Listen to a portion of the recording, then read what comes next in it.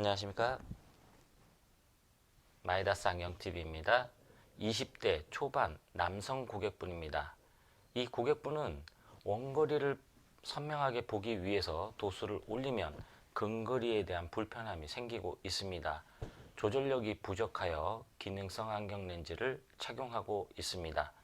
이 고객분의 사례를 통해서 기능성 안경 렌즈의 특성과 도수 결정, 그리고 누진 다초점 안경 렌즈와의 차이점에 대해서 살펴보도록 하겠습니다.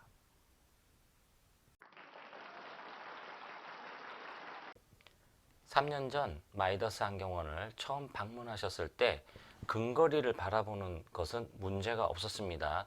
원거리를 바라볼 때 흐림이 발생하여 타 안경원에서 시력을 측정한 후 도수를 올렸습니다. 당연히 원거리는 잘 볼 수가 있었지만 근거리를 바라볼 때 많은 불편함을 호소하고 있었습니다. 이 고객분의 경우에는 원거리 시력을 향상하게 되면 근거리를 바라볼 때 조절이 많이 부족한 상태가 되었습니다. 0.8의 시력표를 읽을 수 있는 정도로 도수를 세팅하여 근거리를 편안하게 볼 수 있도록 해드렸습니다. 이후 시험에 합격한 후 근거리를 많이 볼 필요는 없었습니다. 원거리 선명도를 향상하기 위하여 도수 조정이 필요한 상황이었습니다. 도수를 조정하면 원거리는 선명하게 볼 수가 있었지만 다시 근거리에 대한 불편함이 발생하고 있었습니다. 이런 불편함을 해결하기 위하여 호야 렌즈 기능성 렌즈를 선택하였습니다. 기능성 렌즈라 함은 원거리에서부터 가까운 곳을 바라볼 때 도수가 다소 변하는 수직 비구면 설계가 적용되었습니다. 비구면 렌즈의 특성상 렌즈 가장자리로 갈수록 도수가 조금씩 떨어지게 됩니다. 수직 방향의 시선 이동에 따른 도수 변화를 통해서 근거리를 편안하게 볼 수 있도록 해드리는 울트라 부스트 디자인이 적용되었습니다. 기존의 누진 다초점 렌즈와 차이점은 누진 다초점 렌즈의 경우에는 원거리와 근거리의 도수를 각각 세팅한 후 두 가지 도수를 연결하는 방식이라고 보시면 되겠습니다. 기능성 렌즈의 경우에는 원거리, 초점을 중심으로 하여 비구면 설계를 적용하고 비구면 설계가 적용되면서 근시 도수가 감소되는 수직 비구면 설계 방식이라고 보시면 되겠습니다. 이런 이유로 누진 다초점 렌즈의 경우에는 프리즘 시닝 기술이 적용되지만 기능성 렌즈의 경우에는 프리즘 적용 없이 단초점 렌즈로 분류되게 됩니다.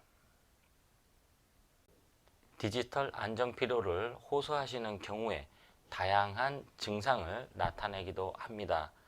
두통, 안정 피로, 그리고 원거리 시야 흐림, 야간 시력 저하, 가려움 등 많은 불편함을 호소하시게 되는데 이 중 다양한 증상이 적용된다고 하면 눈의 기능을 확인해 보는 것이 좋습니다. 이 고객분의 경우에는 야간의 시력이 굉장히 떨어지고 있습니다. 야간의 시력을 향상시키기 위해서는 아주 타이트한 도수 세팅이 필요했고 이렇게 타이트한 도수 세팅 이후 근거리를 바라볼 때 조절에 대한 부담을 많이 느끼고 있었습니다. 이때 생기는 조절의 피로감을 줄여주기 위하여 기능성 렌즈를 처방하였고 상당히 편안하게 착용하고 있었습니다.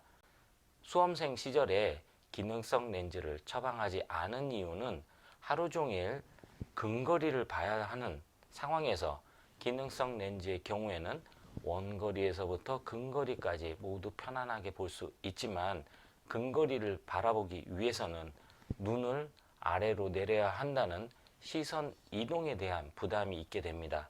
이런 이유로 수험생일 때는 단초점 렌즈를 세팅하였고 이후 기능성 렌즈를 착용함으로 해서 원거리에서부터 근거리까지 모두 편안하게 볼 수 있도록 도와드렸습니다. 시력을 측정하고 제품을 선택함에 있어서 정답은 없습니다. 한 고객분을 두고 때로는 단초점 렌즈를 처방하였고 이후 기능성 렌즈를 처방하였습니다.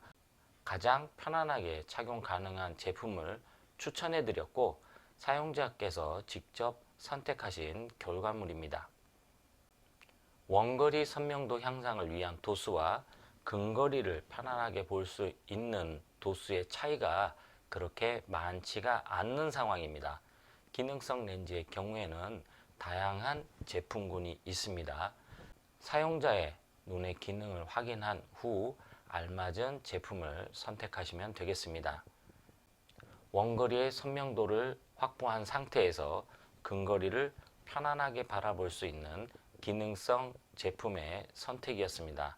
이상 편안한 시생활을 위한 비전 컨설팅 마이다스 안경TV였습니다. 고맙습니다.